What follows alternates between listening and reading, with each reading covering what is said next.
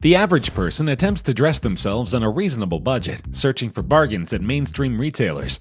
Others attempt to recycle textiles and buy their clothes secondhand at thrift stores. But for the ultra-rich, clothing is a sign of status, and luxury brands are an essential way to express wealth. From French designers to Italian imprints, we're counting down the top 10 luxury-style brands. Coach is a luxury brand founded in 1941 in New York that is best known for their distinctive handbags. They were founded under the name Manhattan Leather Bags by Lillian and Miles Kahn. The founder became impressed by the design of a baseball glove, and it inspired him to create a handbag with similar attributes. Working with 6 artists, he created a collection consisting of 12 handbags. Like a baseball glove, these bags were made from high-quality leather and featured excellent stitchwork and craftsmanship. Then, in the 1970s, Coach decided to fill the role of the affordable luxury brand. Though their bags are not cheap, they can easily be found for around $300. This is much less than many of their competitors who artificially inflate the price of their goods. Now the brand is one of the biggest multinational fashion imprints on the globe. They have 900 stores in 20 countries and a total value of $3.2 billion. Today, Coach's corporate headquarters remains in Midtown Manhattan on 34th Street, in the location of their former factory lofts. In August 2016, the company finalized the sale and leaseback of its office condo portion of 10 Hudson Yards, its headquarters. Coach received $707 million before transaction costs. They have come a long way from emulating a baseball in the 1940s. The story begins at the corner of the Piazza Venezia in Rome in 1925, when there was a small Fendi boutique, and next door to it, a fur and leather workshop, owned by Edoardo and Adele Fendi. The original model of the Fendi brand was to make fur coats accessible to people of all socioeconomic classes. During the first half of the 1900s, ownership of a fur garment was a dream of many women, but following the social changes that occurred in the 60s and 70s, fur came to be seen as old-fashioned and bourgeois. Fur coats are still out of fashion, forcing Fendi to come up with another signature product. In 1965, they gained the insight and leadership of legendary fashion designer Karl Lagerfeld. Under his guidance, they released the signature baguette handbag, for which the company is now known. These bags regularly sell for $3,000 to $5,000, which helps contribute to Fendi's overall valuation of $3.6 billion. Though the company is technically a subsidiary of fashion behemoth LVMH, they are the 9th most valuable luxury brand in their own right. This includes an annual revenue of over $1 billion. In 1856, Burberry was founded in Basingstoke, United Kingdom, by draper Thomas Burberry. His original focus was outdoor-ready attire, stuff that was favored by Lord Kitchener and Lord Baden-Powell. He created Burberry at 21 years old, founded on the principle that clothing should be designed to protect people from the British weather. In the First World War, the Burberry trench coat was worn by British officers in the trenches. It was known as the tie-lock-in and featured a belt with no buttons and protected the body from head to toe. Burberry had such a durable design that its clothes were envied by armed forces everywhere, though they had an exclusive deal with the British military. Originally focusing on the development of outdoor attire, the fashion house has moved into the high fashion market, developing a unique fabric called gabardine, which is completely breathable and waterproof and exclusively made for the brand. Their pattern-based scarves, trench coats, and other fashion accessories are one of a kind. Now with almost 500 locations and a revenue of almost $3 billion, Burberry is easily one of the biggest luxury brands in the world. The brand is valued at $4.1 billion, making them number 8 on our list. However, they created a stir when it was revealed that they burn $37 million worth of product every year. This is a common practice in the fashion industry as it creates the illusion of scarcity. But in a world struggling with poverty and starvation, many people question the morality of this business decision.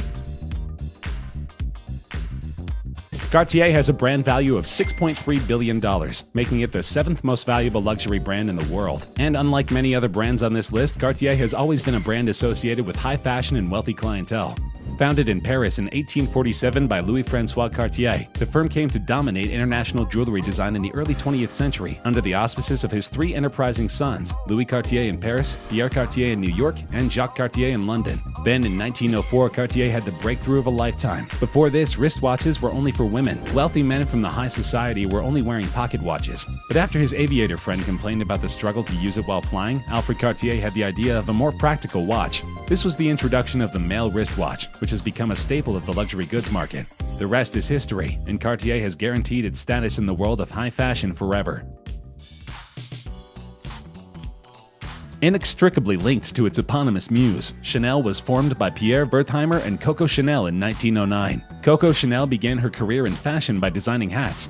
In 1912, Chanel's first products to become popular were customized hats for the glamorous women of Deauville, France. What made them stand apart was that Chanel's hats rejected over-the-top ornamentation in favor of simpler, minimal details, such as a singular feather or camellia. In the 1920s, Chanel took her thriving business to new heights. She launched her first perfume, Chanel No. 5, which was the first to feature a designer's name. Perfume is the unseen, unforgettable, ultimate accessory of fashion that heralds your arrival and prolongs your departure, Chanel once explained. The Chanel product brands have been personified by male and female fashion models, idols, and actresses, including Nicole Kidman, Anna Muglalis, Audrey Tautou, Keira Knightley, Kristen Stewart, G-Dragon, Pharrell Williams, Cara Delevingne, Jenny Kim, and Marilyn Monroe. More than a century later, the company is far removed from Coco Chanel, but not from her vision of long-term success. The company has revenue exceeding $11 billion and an overall valuation of $7 billion, making it number 6 on our list.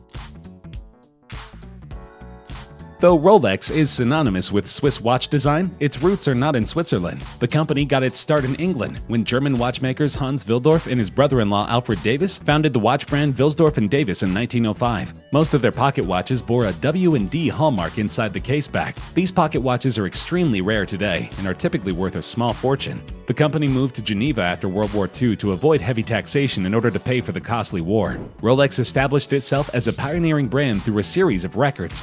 In 1910, a Rolex was the first wristwatch in the world to receive the Swiss Certificate of Chronometric Precision, granted by the official watch rating center in Bienne. In 1926, Rolex patented the first waterproof watch, its famous Oyster.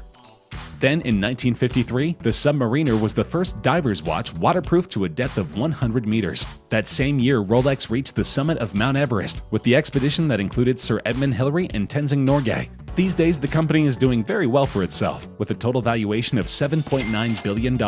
With 6,000 employees and a revenue of almost $5 billion, the company is a veritable fashion titan.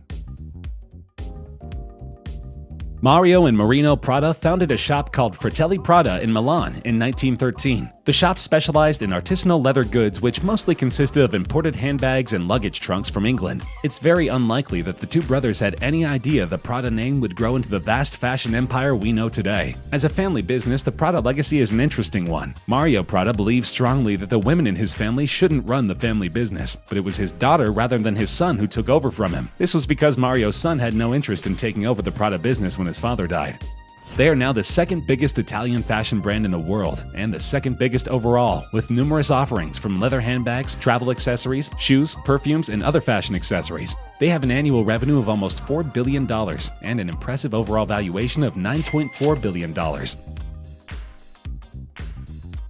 Guccio Gucci, founder of the Gucci brand, was the son of a leather worker in Florence. His family was extremely impoverished and struggled to cover even the most basic expenses. Gucci respected his father, but vowed never to live in the same squalor. As soon as he was able, he started taking odd jobs and moved all across Europe, searching for a better life. In Paris and London, he took night classes and tried to ingratiate himself into the high fashion world. And though it took decades, he finally succeeded in capitalizing on his newfound skills. In the end, he used the same leatherworking abilities that his father taught him as a child, but aimed his products at a wealthier audience, and eventually created a company that is currently valued at $12.7 billion. The history of Gucci is fraught with intrigue and crime. If Guccio Gucci was the godfather of his fashion empire, then he passed that title on to his son Rodolfo, and then his grandson, Maurizio Gucci. Maurizio was well-liked and ran the business competently, but many have mentioned that it was almost impossible to do business in Italy without dealing with the mafia. The Gucci family was no exception. They interacted with the mob regularly and kept the community in harmony. Though the company claims they are law-abiding these days, it's unclear if they still have ties to organized crime. Thierry Hermes started this family business in 1837. Long before the famous scarves and Birkin bags, Hermes was a harness maker who provided gear for the houses of royals throughout Europe. His grandson Emile Maurice modernized the family business. He brought in his friends Louis Renault and Ettore Bugatti to make trunks for cars. Emile Maurice also diversified the company into furniture, belts, and couture. But it is Jean-Louis Dumas, a descendant of Thierry Hermes, that is credited with turning Hermes into a global giant in luxury fashion. Though LVMH attempted to take over Hermes in 2011, it has stayed autonomous. The brand has also succeeded in expanding into the Chinese market, which has a ravenous appetite for luxury goods. Hermes is comfortably the second most valuable luxury brand in the world, with an astonishing value of $19.2 billion. The French company makes more than $6 billion every year and is leading the race in expansion into the Chinese market, meaning it stands to grow immensely in the coming years. Louis Vuitton is debatably the most classic clothing brand in the world. It has been a staple of celebrity fashion for more than a century, with patrons ranging from Audrey Hepburn to the Empress of France.